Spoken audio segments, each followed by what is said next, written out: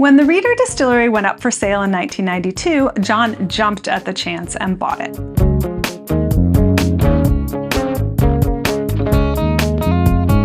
Hello and welcome to My Tiny Bottles, the project where I'm exploring my grandmother's legacy of miniature liquor bottles, one tiny bottle at a time. I'm your host, Tammy Coxon. Bottle 87 is Kittling Ridge Icewine and Brandy. Kittling Ridge had a bit part in my episode about Bottle 22 and 23 from Rieder Distilling in Grimsby, Ontario. That's because Rieder Distilling became Kittling Ridge Estate Wine and Spirits when John Hall purchased it in 1992. Like me, John Hall grew up in Windsor, Ontario, the home of Hiram Walker and Canadian Club.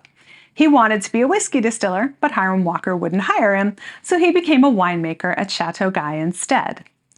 This was in the early 1970s, when the wine industry in Canada was still in its infancy and sweet wines ruled the day. But John never forgot his desire to be a distiller.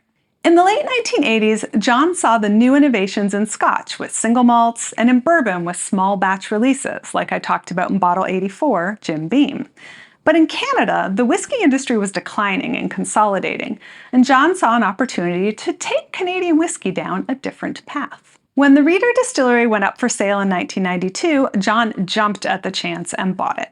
The facility was also suitable for winemaking, so he rebranded it to Kittling Ridge, installed the equipment it needed, and got to work making wine. But he also started laying down stocks of whiskey. That would need time to age, and meanwhile, the wine could pay the bills.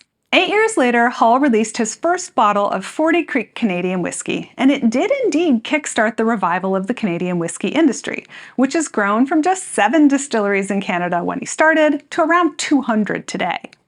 But products from the distilling side started making their way into the Kittling Ridge lineup as well, like my tiny bottle of Icewine and Brandy. Even though it was invented in Germany, Icewine is one of the most iconic Canadian products today, thanks to the more reliably freezing winters there. To produce Icewine, winemakers let the grapes stay on the vines long after the usual harvest season, allowing them to get extremely ripe with a high sugar content.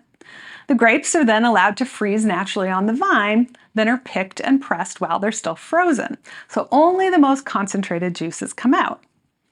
When fermented, the yeast can't convert all the sugar into alcohol before they knock themselves out, so what's left is a sweet wine. But, as John Hall said in a 2009 interview, Icewine is very sweet. It's typically drunk as a dessert wine, but even then, some people find it too sweet. Since at the time, Kittling Ridge was the only place in Canada making both wine and spirits, he had a unique opportunity to do something about that. By blending his brandy with the ice wine, he could both reduce the sugar content of the wine and the alcohol proof of the brandy.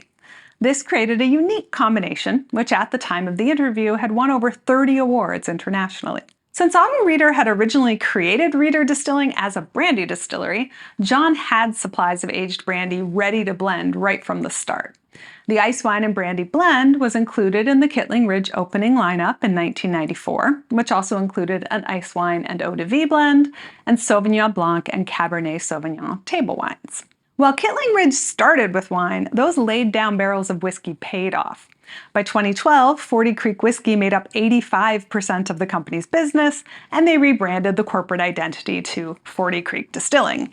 In 2013, they sold off the Kittling Ridge label to another winery. Then, in 2014, Forty Creek was purchased by Campari Group, with John staying on for 2 years before sailing off into retirement. But my tiny bottle of Kittling Ridge Icewine and Brandy is from before all that. Based on the label art and fuzzy old newspaper ads, my bottle is from between 2000, the year John released his first bottle of Forty Creek Whisky, and 2006, when they both changed the label and my grandma stopped collecting. I'm pretty optimistic about this tasting good. Sweet wines often hold up well to aging, and the higher alcohol content should help with that. The new owners of Kittling Ridge still make and sell an Icewine and Brandy blend today, including in a 50ml bottle like Grandma's, so that seems like a comparison that needs to happen. Which sounds like a good excuse to head to the Niagara Peninsula for a wine tasting trip. Be sure to subscribe so you won't miss that episode. Have a recommendation for a can't miss winery? Leave a comment below or on social media or at mytinybottles.com. And thanks in advance for your likes and shares. Cheers!